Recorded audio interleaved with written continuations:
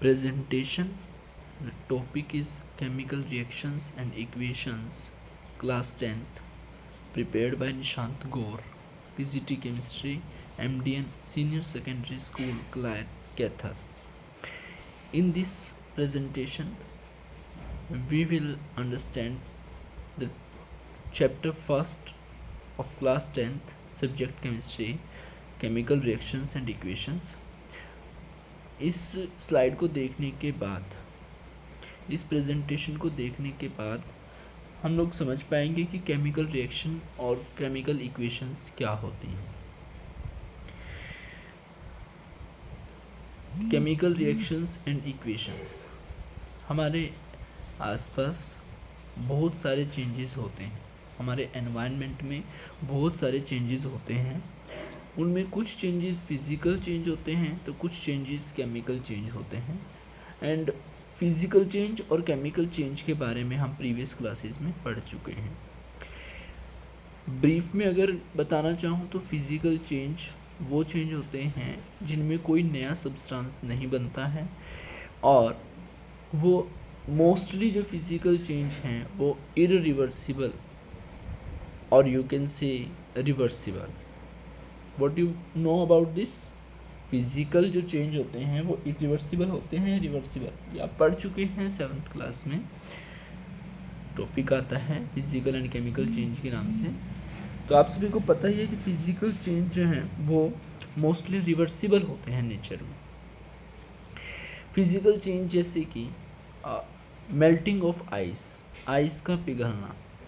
Ice है solid form में H2O है, आफ्टर मेल्टिंग, मेल्ट होने के बाद लिक्विड फॉर्म में वाटर, तब भी वो H2O है। तो पहले भी H2O है, बाद में भी H2O है, तो कोई नया सब्सटेंस नहीं बन रहा है, तो ये एक फिज़िकल चेंज। दूसरा, आइस से हम वाटर और वाटर से दोबारा आइस बनाई जा सकती है, तो ये क्या है?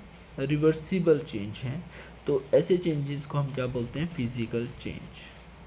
और केमिकल चेंज क्या होते हैं? जिसमें कोई नया सब्सटेंस बनता है, और ये चेंजेस जो हैं इररिवर्सिबल होते हैं। Mostly chemical changes are irreversible, मतलब हमें जो नया सब्सटेंस मिला है उस नए सब्सटेंस से दोबारा हम ओरिजिनल सब्सटेंस नहीं प्राप्त कर सकते। एग्जाम्पल के लिए, जैसे बर्निंग ऑफ कोल, कोयले का जलना। आपने कोयला बर्न किया, कोयला बर्न करने के बाद वहाँ पे आपको ऐश मिलेगी, CO2 गैस निकल जाएगी, ठीक है। तो अब बहुत सारी गैसेस निकल रही हैं, ऐश बन रही है, उनसे दोबारा से क्या नहीं बना सकते? हम कोयला नहीं बना सकते। एक तो कोयले से नया सब्सटेंस बना है, इसलिए केमिकल चेंज है।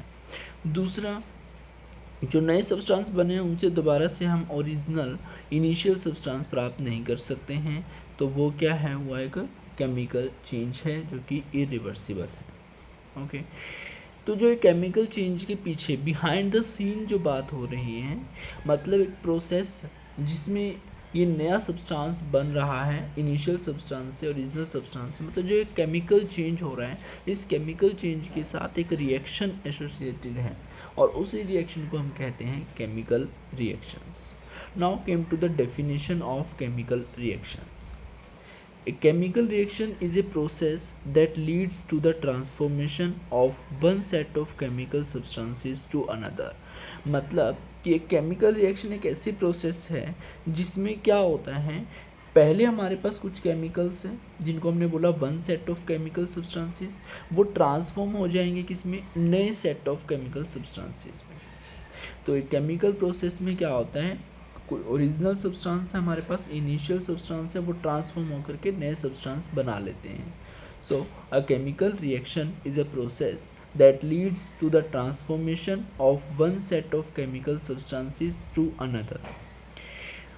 और क्लासिकली अगर हम डिफाइन करना चाहें केमिकल रिएक्शन को, तो किस तरीके से कर सकते हैं? Classically chemical reactions encompass changes that only involve the positions of electrons in the forming and breaking of chemical bonds between atoms with no change to the nuclei and can often be described by a chemical equation। मतलब जो chemical reaction होती हैं chemical reaction में क्या हो रहा है कि जो ओरिजिनल सब्सटेंस है और जो न्यू सब्सटेंस बन रहा है वो किस तरीके से ओरिजिनल सब्सटेंस के बीच में जो बॉन्डिंग है वो बॉन्ड ब्रेक्स होंगे और नया सब्सटेंस बनाने के लिए बॉन्ड बनेंगे। तो old bond breaks and new bond forms. This kind of transformation is known as the chemical reaction. ठीक है। Now chemical reactions are everywhere. Chemical reaction हमारे आसपास हर जगह हो रही हैं, हर जगह है, बिल्कुल हमारी बॉडी को इंक्लूड करते हुए हमारे एनवायरनमेंट से लेकर के हर जगह है, सांस लेने से लेकर के हर जगह जो है, मतलब हम सांस ले रहे हैं, डाइजेशन हो रहा है, हर जगह क्या है वहाँ पे केमिकल रिएक्शन है। सम एग्जांपल्स आर कुकिंग जो है एक एग्जांपल है, कुकिंग ऑफ फूड, खाने का पकना, ये किसका एग्जांपल है? Chemical reaction. क्योंकि हमारे पास पहले क्या था, रॉ मटेरियल था, रॉ फूड था, कच्चा खाना था, उसके बाद हमने उसको पका लिया है और नया सब्सटेंस बना है। खाना पकने के बाद दोबारा से उसको कच्चे खाने में दोबारा से नहीं बदला जा सकता, सो it is a irreversible change also, so it is an example of chemical reaction. Next is the respiration. Respiration का मतलब क्या होता है? सांस लेना। आप सांस ले रहे हैं, ऑक्सीजन इनहेल कर रहे हैं और CO2 एक्सहेल कर रहे हैं। तो ये यहाँ पे क्या हुआ, इनहेल आपने ऑक्सीजन करा है और एक्सहेल आपने CO2 करा है। तो ये भी किसका एग्जांपल आप कह सकते हैं? केमिकल रिएक्शन का। दूसरा आप इसको इस तरीके से भी कह सकते हैं, अगर डाइजेशन ऑफ फूड भी लिखें तो भी कोई प्रॉब्लम नहीं है, क्योंकि आपने जैसे ही सांस लिया है और खाना खाया हुआ है तो वो खाना क्या होगा, छोटे मोलिक्यूल्स में, मैक्रो मोलिक्यूल्स हैं, वो छोटे मोलिक्यूल्स में टूटेगा, कार्बोहाइड्रेट्स वगैरह में, ग्लूकोज में फर्दर डिसोशिएट हो जाएगा और ग्लूकोज एंड प्लस जो आपने ऑक्सीजन इनहेल करी है वो ऑक्सीजन मिल करके क्या बनाएंगे यहाँ पे? CO2 एंड H2O गैस और some energy is also released. क्योंकि खाना खाने से हमें एनर्जी मिल रही है, तो वो किस तरीके से मिल रही है? जब खाना वो डाइजेस्ट हो गया है। सो digestion is an example of a chemical reaction, क्योंकि जिस जो ग्लूकोज है C6H12O6, ग्लूकोज का फॉर्मूला क्या है? C6H12O6 प्लस ऑक्सीजन जो आपने इनहेल करी है ड्यूरिंग रेस्पिरेशन, तो ये मिलकर के क्या बनाएंगे यहाँ पे? CO2 and H2O plus some amount of energy is also released. So respiration और digestion of food is also an example of chemical reaction. One more example is the rusting of iron. Iron की rusting, iron को, लोहे को जंग लगना भी किसका example है? केमिकल रिएक्शन का एग्जाम्पल है। क्योंकि इसमें एक आयरन के ऊपर एक ब्राउन कलर की लेयर आ जाती है जिसको हम रस्ट बोलते हैं, जंग।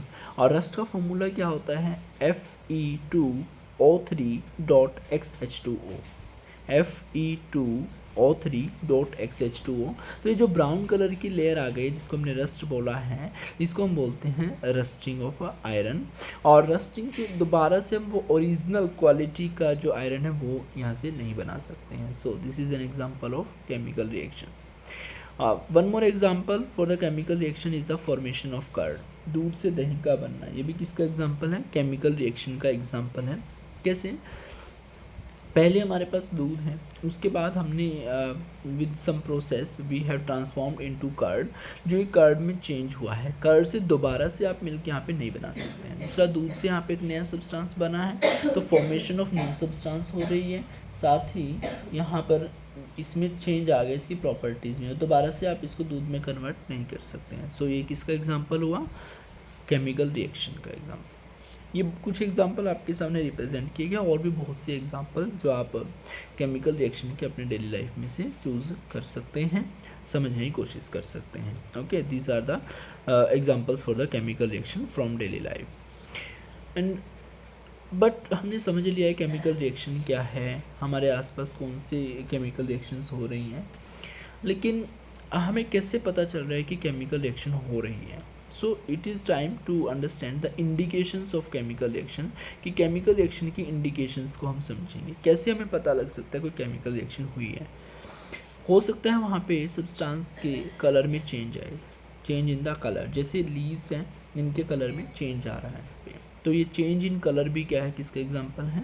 इंडिकेशन हो रही है यहाँ पे केमिकल रिएक्शन की। इवोल्यूशन ऑफ गैस, वहाँ पे कोई गैस निकल सकती है, जैसे बर्निंग ऑफ कोयले का जलना, वहाँ पे गैसेस निकलेंगी, तो ये गैसेस निकलना भी क्या इंडिकेट कर सकता है कि यहाँ पे केमिकल रिएक्शन हो रही हो। चेंज इन टेम्परेचर, पहले कुछ टेम्परेचर था, बाद में टेम्परेचर हो सकता है बढ़ रहा है, हो सकता है डिक्रीज़ हो रहा है, तो टेम्परेचर में चेंज होना भी क्या रिप्रेजेंट करेगा यहाँ पे? कि केमिकल रिएक्शन हो रही है। This is also an indication, क्योंकि वहाँ पे हीट रिलीज़ हो सकती है, हीट अब्जॉर्ब हो सकती है, तो चेंज इन टेम्परेचर भी क्या इंडिकेट करता है हमें कि केमिकल रिएक्शन हो रही है। And next one is important also formation of precipitation. किसी चेंज में अगर प्रेसिपिटेट बन रहे हैं, प्रेसिपिटेट क्या होता है, इनसोल्यूबल मास। हमारे एक्वस सॉल्यूशन के अंदर जो इनसोल्यूबल मास बनता है उसको हम फॉर्मेशन ऑफ प्रेसिपिटेट बोलते हैं। तो यहाँ पे अगर प्रेसिपिटेशन किसी रिएक्शन में बन रहे हैं तो वो भी क्या है, केमिकल रिएक्शन है, केमिकल चेंज का इंडिकेशन है। तो यहाँ तक आज हमने क्या पढ़ा है। अब बाकी जो केमिकल इक्वेशन है ये हम नेक्स्ट लेक्चर में सीखेंगे। अभी हम पढ़ चुके हैं कि केमिकल रिएक्शन क्या होती है, हमारे आसपास कौन कौन सी केमिकल रिएक्शन के एग्जांपल हैं, साथ ही हमने पढ़ा कि कैसे हमें इंडिकेशन मिल सकती है केमिकल रिएक्शन की। ठीक है, तो this was the lecture for today. Thank you, have a nice day.